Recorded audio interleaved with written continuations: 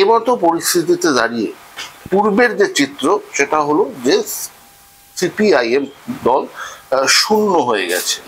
তা এবার আপনার কি ধারণা যে সিপিআইএম কি আদৌ কোনো জায়গায় মানে 2024-এ খাতা খুলতে পারবে?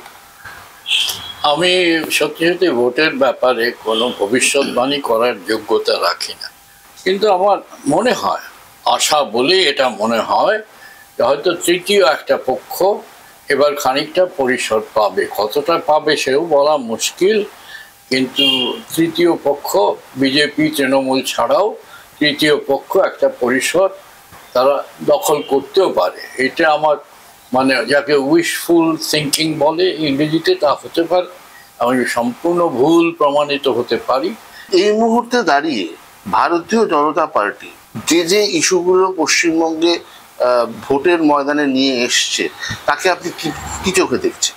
তারা তৃণমূলের যে দুর্নীতি সেটা সম্বন্ধে অনেক বড় বড় কথা বলছে, ঠিকই বলছে, সেটা ঠিকই আছে, কিন্তু তাদের প্রতিশ্রুতিকে আমি কোনো মর্যাদা দিই না, কারণ তাদের অন্যান্য প্রতিশ্রুতি তারা রক্ষা করতে পারেনি।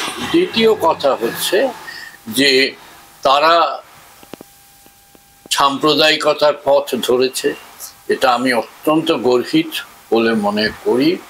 যে তাছাড়া মানুষের খাদ্যদ্রব্য নিয়ে তারা কথা বলছে যে মাছ মাংস খাওয়া নাকি মুঘল যুগের ব্যাপার। সারা পৃথিবীর লোক মাছ মাংস খায়, সেখানে মুঘলদের কোনো চিহ্নই নেই, কিন্তু তারা ভারতে মাছ মাংস যারা খায় সেখানে মুঘলদের চিহ্ন দেখছে। তৃতীয় কথা হচ্ছে যে তারা শিক্ষার ক্ষেত্রে বিজ্ঞানের জায়গায় পুরাণকে আনছে, ইতিহাসের জায়গায় পুরাণকে আনছে। এটাকে আমি বলবো যে অশিক্ষিতের কার্যক্রম বলে আমি মনে করি। সুতরাং বিজেপির সাধারণ মানুষ ভুলতেই পারে, রাম মন্দির হয়েছে, রামলালা হয়েছে ইত্যাদি হতেই পারে, কিন্তু আমি নিজে ব্যক্তিগতভাবে আমার যেটুকু শিক্ষা দীক্ষা তা থেকে বিজেপিকে আমি গ্রহণীয় বলে মনে করি না। সাধারণত পশ্চিমবঙ্গে এর আগে আমরা এত পরিমাণে হনুমান জয়ন্তী কি রামনবমী দেখিনি, আপনি কি চোখে দেখছেন? আমি সাধারণ মানুষকে এই কারণে আমরা অশিক্ষিত করে রেখেছি যে তাদের খুব সহজে ধর্ম নামে কুসংস্কারটা দিয়ে ভোলানো যায়। সাধারণ মানুষকে সব শাসকেরাই শিক্ষায় আনতে চান না, এবং এখনো ভারতে প্রায় 1/4 লোক নিরক্ষর থেকে গেছে। ফলে সাধারণ মানুষ, ফলে এখানে গণেশ পুজো কলকাতায় এখন একটা বড়ারি পুজো হয়ে গেছে।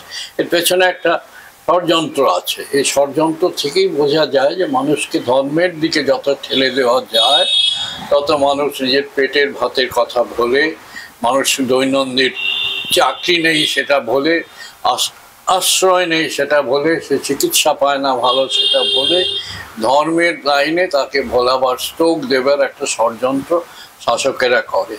বিজেপিও তাই করছে, তৃণমূলও তাতেই সমর্থন যোগাচ্ছে, তারাও জয়রাম বলছে, তারাও মন্দিরে যাচ্ছে।